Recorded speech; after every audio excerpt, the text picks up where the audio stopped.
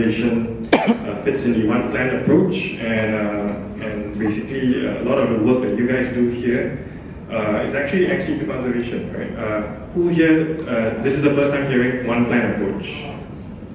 Okay, yes, so C1, C2, yeah. But most of you are familiar with this, so that's fine. Yeah. So just to start with some definitions. So many of the animals that basically end up in your respective institutions are technically an ex situ population, however long they might be removed from the wild. So just food for thought. All the animals, or rather all species, that have an ex situ population, they don't necessarily by default have conservation purpose. And likewise, or conversely, not all species require an ex situ component in their conservation strategy. So that being said, the current philosophy in species conservation is, or by the IUCN SSC, is the one plan approach. It's basically an integrated approach in species conservation planning, where you have multiple stakeholders involved in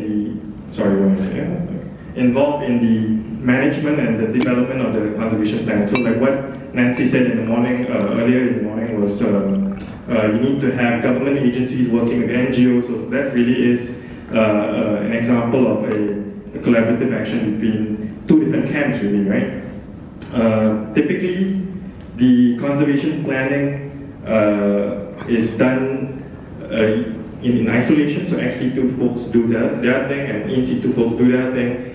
But with the one plan approach, the whole idea is to combine these two plans together in a holistic way, and this kind of all sits in the Assess, Plan, Act framework in species conservation. So like I said, the traditional approach is really, let's say the ex situ folks, they want to build something, and then the in situ folks want to build something. So they don't always go in alignment, all right? So these plans can run in parallel, but not necessarily in alignment or complementary to each other. So for many species, there is really a lack of shared vision, right? Across all the different stakeholders, but at the same time, there's also a lack of a shared understanding of what the threats are and what the opportunities are. That's more important, what the opportunities are. So as alluded yesterday during the repatriation discussion, we spoke about resources beyond one, right? There are so many other institutions beyond one that can support you guys, but also in supporting species conservation. But the question really is, when you assess your own activities, especially with CR species or threatened species, are these activities effective in species conservation? That's one. Can we sustain what we are doing? COVID really hit most of us in a bad way, and for many of the works, they've been kind of slowed down, right? And of course, ultimately, does our work really lead to species recovery and in wild populations? So sticking with the house symbology, because I'm looking for one, the one plan approach really can be characterized by a shared vision, right, and an understanding of how species should and can be conserved, strong partnerships, as Nancy mentioned earlier, and open communications, and clear division of labor and shared resources. What you all have shared across these 3 days, you've seen that there's a lot of overlap in some of the work that we do. It may not be entirely optimal, and this is really the platform to do to share resources together as well. So how can ex situ management deliver conservation contributions? One, through addressing the primary causes of the threats themselves, offsetting impact of the threats, buying time, and restoring wild populations. And I'll give you some examples later. But before we go further, let's look into how species actually decline in population and then go extinct, right? So typically there are these primary threats, so habitat loss, overexploitation, human-wildlife conflict. So these are the primary threats, and these cause loss of animals in the wild. And over time, given enough time frame and given enough intensity of those threats, the population basically becomes small and they become fragmented. And as they kind of go into this loop, you see, small populations, they tend to have low reproduction and low survivability. Why? Because again, they're dealing with small numbers, and there's genetic bottlenecks. There's a whole lot of issues, as well as catastrophes. Can just wipe them out instantly. Bias and XE2 component is this one. This guideline by ICN, the SSE group. They developed these guidelines to determine basically if and whether XE2 management is required for that species. So it's a 5-step process, and this you can get online. I won't go through all of them, but we'll talk about the roles themselves. What are these roles? So they are population restoration, introduction and reinforcement. I think many of you are familiar with this. Insurance population, which basically works to that goal. ARC, rescue is not what you think it is. Demographic manipulation, XE2 research and training, and then there's assisted colonization and ecological replacement. So I'll just quickly go through what they are. So first up is the population reintroduction and reinforcement. This, I think everyone's familiar with. Basically, you want to reinforce an existing population in the wild, or you're trying to reintroduce individuals to an area that was once populated with that species. Yeah? And to support that, or to enable that, typically you need an insurance population to draw from, a source, and this kind of population needs to be long-term, viable and long-term. So we're not talking about 10 years, 20 years, but we're talking about 50, 70 years, beyond our lifetime really.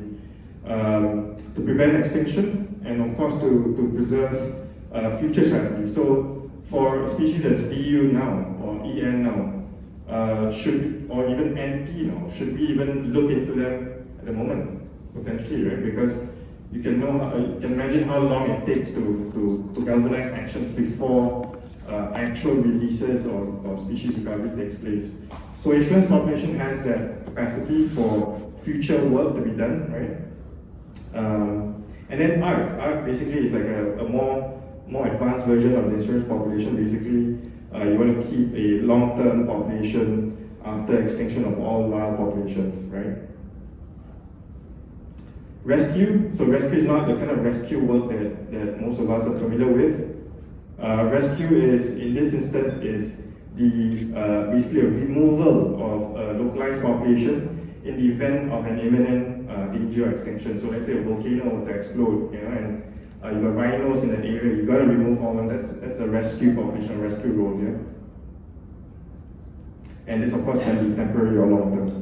Demographic manipulation, I think for those working with marine sea turtles, this is one of the things that is familiar with you guys, which is head starting. So basically, you want to have certain groups, certain segments of the animal, depending on the life stages, to survive better. Yeah? Or it could be sex as well.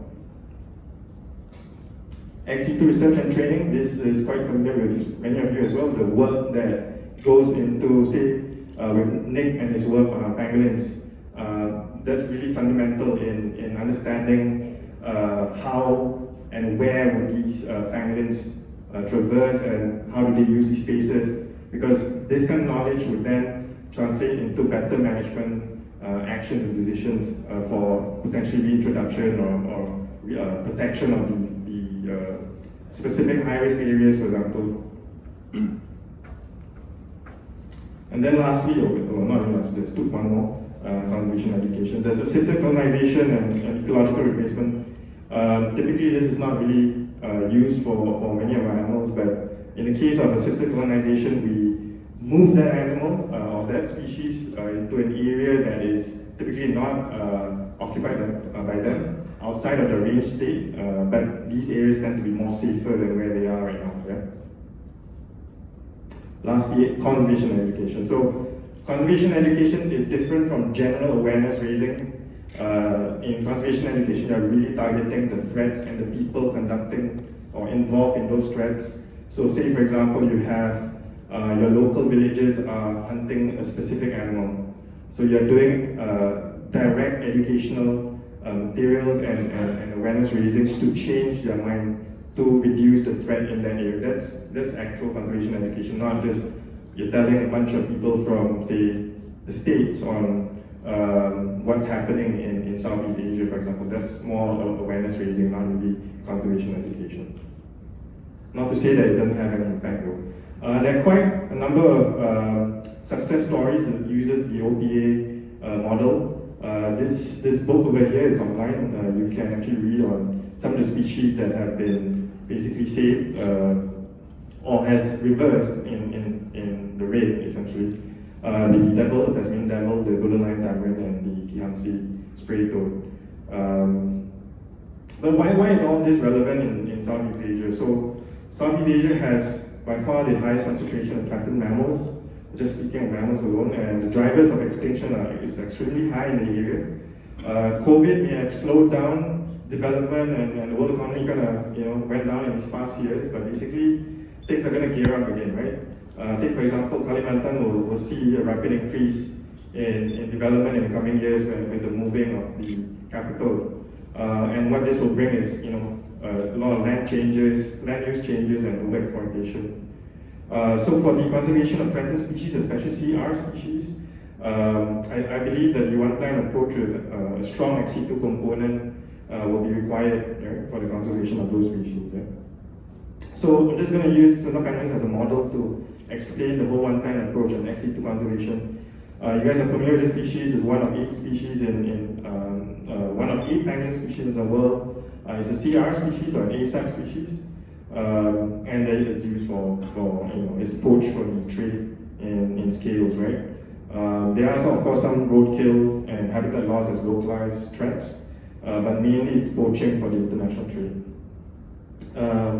For this species, a lot of work has been done, a lot of late work has been done. There's a strategy for the species in the region.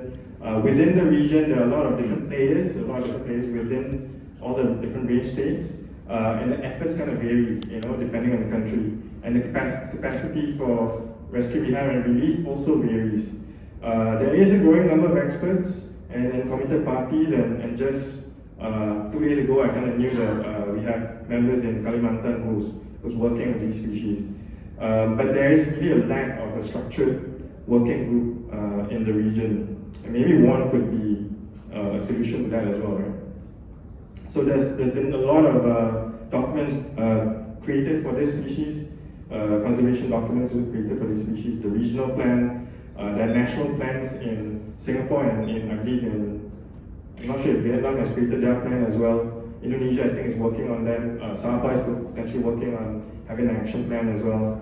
But really, planning is really the first stage because the threats and everything have been mapped. We don't have to rethink all this, right?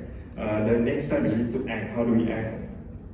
Again, the network is really loose. There's no formal structure. I think there's some familiar faces here. You've got Dr. Boripa, you've got Edwin in the picture here. We had a workshop in 2019 in Bangkok. So the goals are, a lot of them are very in situ focused. When we discussed this in 2017, it was heavily in situ. We didn't really look into the ex situ component that much. But the vision here is 25 years for the species to be secure and thriving. Right? 25 years is not that long. So are in situ efforts enough to get to this point in 25 years? I really don't think so for a species like this. And potentially, I think ex situ components would be a necessary part of the conservation of these species. And what we know is that in the coming years, in the foreseeable years, we're still going to see lots of rescue penguins in your respective countries. But are we ready to take them in? Are they in a good shape? I mean, they're definitely not in a good shape when they come in, but will they be in a good shape as we release them? So there's a lot of good opportunities. This is basically an ex situ population here with opportunities for conservation contributions. So as mentioned, animals come in, they may stay long, they might stay really, it's just a transient thing, and then eventually they get released. There's some that do end up long term. So these are different subpopulations that have different roles, and this can be training, ex situ training, meaning training and working with those species. Research, like I said, there's so many kinds of research, not just ecological research. Veterinary research is a big component. Conservation education, so even for the brief moment that the animal is in there, there's value in conservation education, but even long-term animals, you've got injured animals that are in your respective institutions, they can play a role in conservation education. Not to mention the last part, of course, is insurance population and population restoration. In your experience, do you know of localized areas where you've never seen pangolins or pangolins have completely been wiped out? Anyone? In a specific locality or forest where the pangolins are completely wiped, where long ago they existed? Anyone from Shaw or Kalimantan? Yeah, maybe. So these are actually localized areas that could be worked on, right? Where population restoration can be a tool to reintroduce animals, but assuming the threats are abated, right? So as a follow-up, we did an assessment of all those different roles, and we came up with a whole bunch of goals, and many of these things we're familiar with.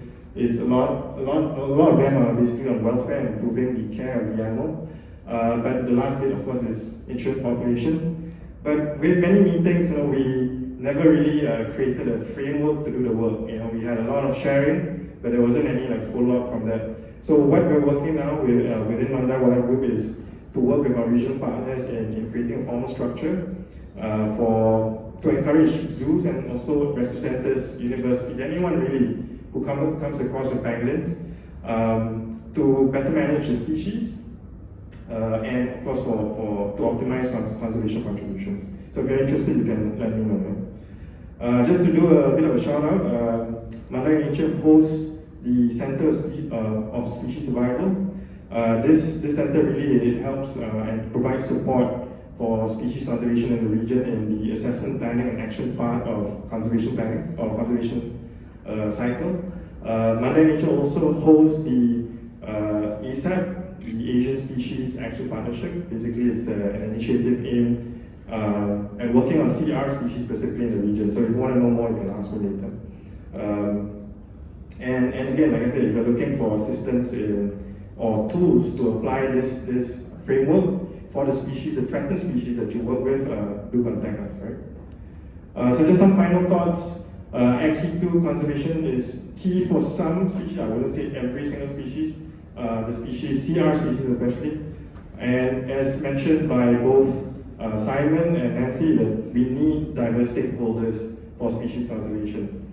The animals that come into your rescue centers, however brief it might be, they can play a direct role in species conservation. And again, do contact us if you're working with any CR species and you're interested in requiring support in these things.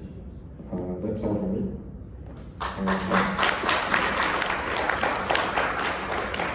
Okay, thank you.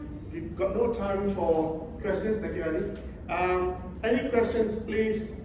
There's plenty of some time left after this lunchtime. Please let us speak to Ali. You get 5 minutes? Okay, we've got 5 minutes. Any questions for Ali? Anyone? Going once, going twice, going 3 times. Lunchtime. So, thank you very much.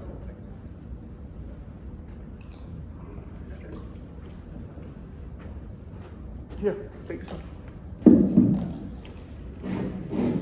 It works. Okay, so we came to our last presentation for this meeting. There's going to be a workshop after